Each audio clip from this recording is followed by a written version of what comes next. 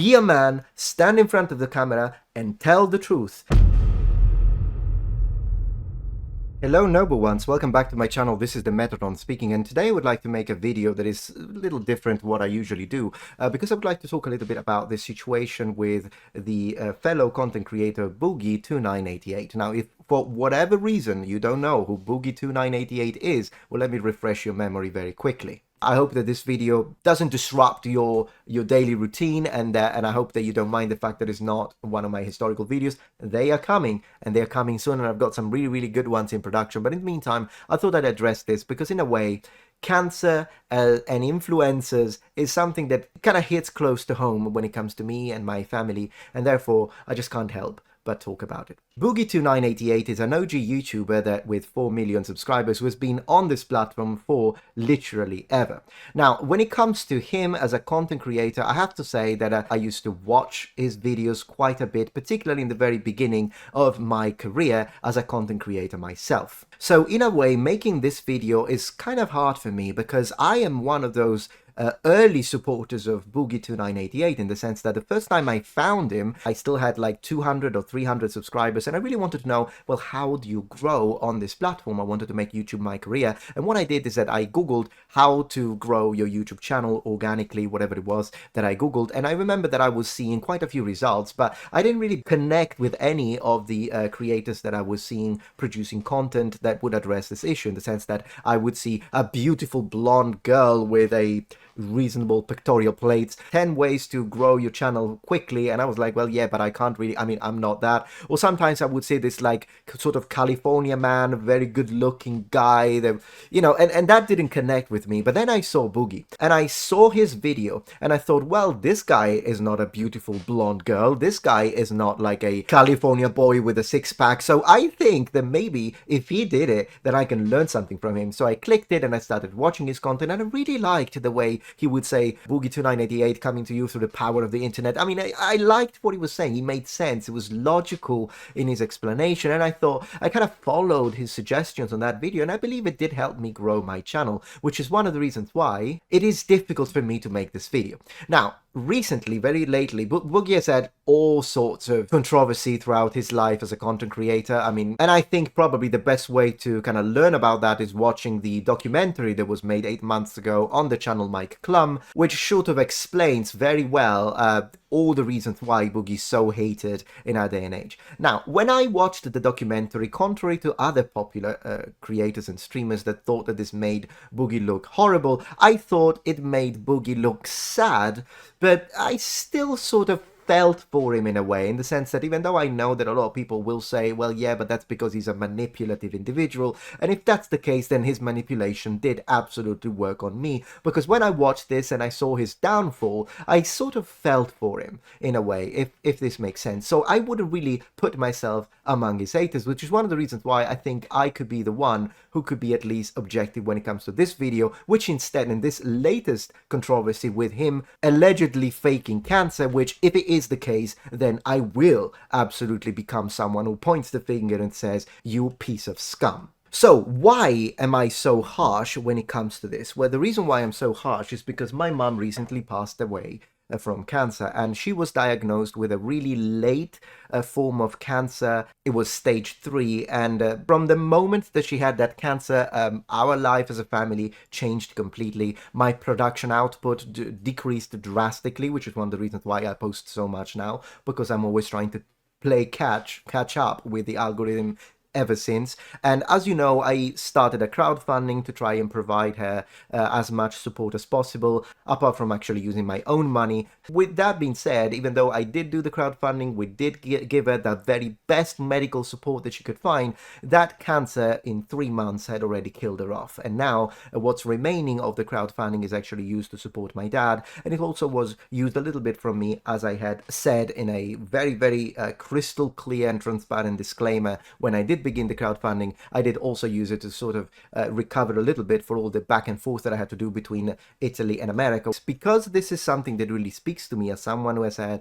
a recent death due to cancer in the family, if it really is the case that Boogie is indeed faking cancer just for internet clout and pity farming, then that would really astronomically piss me off. And there are, of course, situations on the net where we have seen people that did this. They did it on TikTok, they did it on YouTube, they pretended to have cancer to get a lot of money and monetary support, only then to find out that this was false. But still, I'm not ready really to point the finger and say, yes, I think that's what happened. So I want to review the evidence. Now, I do want to still give him a little bit the benefit of the doubt, but once again, I say, if that is indeed what happened, then I will absolutely change my mind when it comes to Boogie 2988. That's kind of a line in the sand, if you will. So several creators spoke about this. The two most influential ones being, of course, Penguin Zero, so Critical, and he's one of my favorite YouTubers ever. So of course I really like the way, even though sometimes I disagree with some of the things he says, I really like his opinion on things. And then of course Some Ordinary Gamers. I think he can be a very intelligent and very smart individual, but he does have beef with Boogie. So of course I don't know if he's letting that influence his opinion. Probably not, because he's usually pretty fair and level-headed, but then again, I don't know that. And of course CoffeeZilla. But it's actually kind of strange that a lolcow live seems to be milking this as well, and I'm very surprised with that, considering the fact that he's part of this whole live situation. But then again, it's Keemstar we're talking about, so I mean, Keemstar literally is the personification of I don't give a fuck created into one human being, which can be both hated and respected depending on the angle. With that being said, even though the situation kind of strikes close to home, I want to, as always, try to be as impartial as possible, as unbiased as possible, and try to look at the actual evidence and data in order to make an analysis that is in fact fair. And I think after having watched a few videos and after having kind of sifted through whatever evidence is being presented by several content creators, I think there are three possible situations here when it comes to this fake cancer accusation. So it's either one of three things. Either Boogie knew all along that he did not have cancer, but he still jumped at the opportunity of the possibility that he was having some sort of diagnosis, even if it wasn't still the case, in order to get clout, sympathy, and clicks. And even after knowing that in fact he didn't have cancer, he kept saying that he did, and he lied. Possibility number two is that Boogie misunderstood the diagnosis of the doctor. I mean, at the end of the day, this isn't the brightest man to ever lived, to be honest, and I mean that with no disrespect towards Boogie in this case, but I mean, he says that himself. He's not like the smartest guy when it comes to decisions. I'm not saying he's stupid. I'm saying that when it comes to making the right decision, he has shown multiple times that he's very emotional, he's very impulsive, and so it's possible that he misunderstood the diagnosis and really thought it did have some form of sort of slow proceeding cancer, and so he decided to once again talk about it to, of course, gain clout, clicks, and sympathy, but maybe it wasn't a right-out lie, he just misunderstood it. Now, the third possibility, of course, is that he does have cancer, and he's just willingly deciding not to show the paperwork. Now, why would he do that? The reason why I'm saying this is because on one of the episodes of lolcow, which is one of the things that everyone is pointing the finger at, of course, he actually was asked, well, show us the paper. Show us the proof that you were diagnosed with this form of cancer. And he keeps saying no.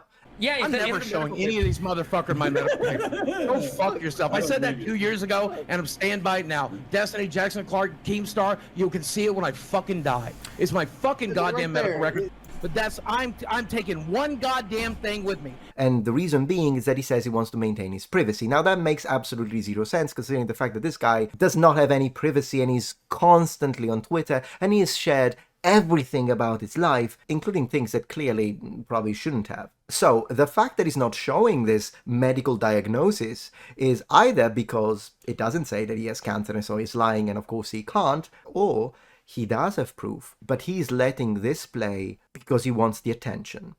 And if that's what he's doing, not the best thing to be honest, but strategically would make sense for someone who's craving attention and needs money. And I'll get back to the money in a minute. But think about it this way. Let's say he has the paper, and it does say that he has this rare form of cancer, but he says, no, I don't want to show it because privacy. Then everyone makes videos, including YouTubers with millions and millions of subscribers, and they all say, see, he's not showing the proof, which means he's a liar. He doesn't have cancer. He lets all of this play out, then comes back after all the attention, and then he shows, see, I did have the proof, I did have cancer.